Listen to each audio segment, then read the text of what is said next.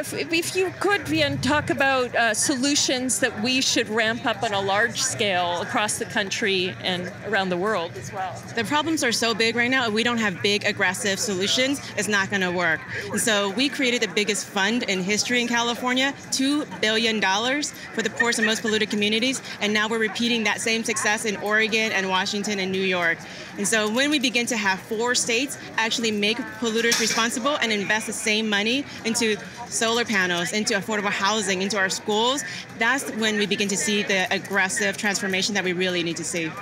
And how do you hold them accountable, these big polluters, legally? Well, first, you and I have to stop saying it's normal. It's not normal for us to see polluters dumping their trash into our communities. It's not normal. We're responsible for the trash we put on our sidewalks. They should be responsible for the poison they put in our air. So let's make sure that we say no. Let's stop them, cap that pollution, and let's make sure that if they can't reduce their pollution fast enough, invest in the communities. So, of course, the current administration and Congress are rolling back as fast as they can regulations to protect air and water. What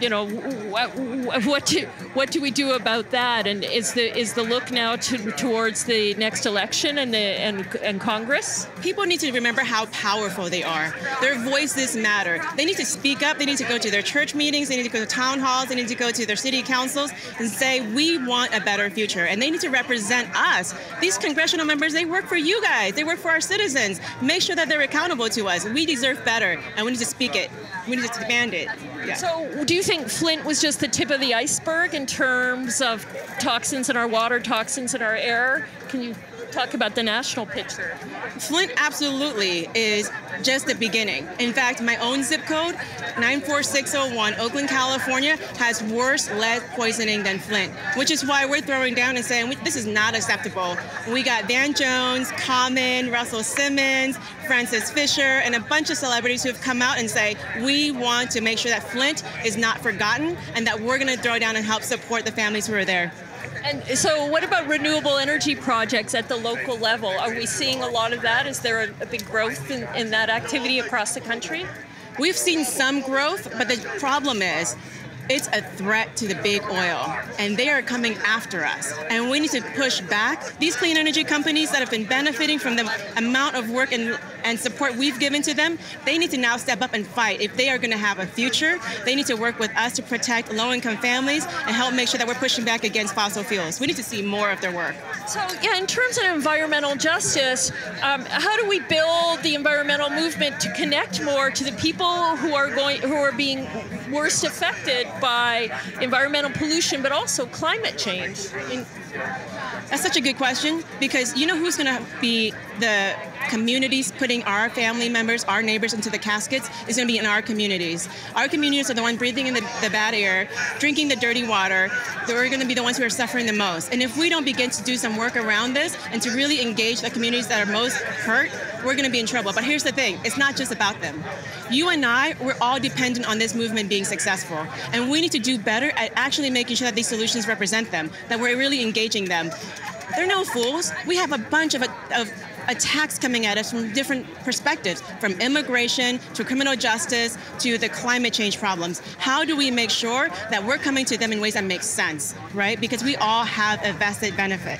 We all are codependent on each other for this to be successful, and we need to do better. So do you think faith-based groups is a good way to start building the movement even bigger? Absolutely. You know what? We need to remember we are responsible for the earth. We are stewards of the earth. We don't own it.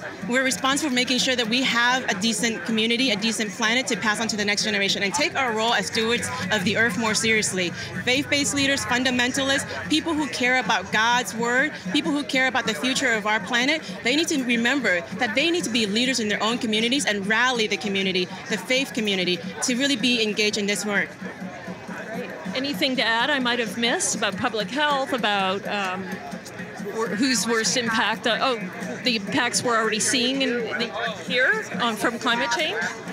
I will say that if you really care about security, if you really care about your kids, if you really care about being able to live the life you're living now with some relative security, then we need to make sure that we are actually stepping up and doing more. We need to stop investing in foreign oil. We need to start investing in the United States. If we want to make America great, I don't know when it was great again, but great, period, forward, we need to actually begin looking at each other as the answers, as the solutions. We need to turn to each other, not against each other.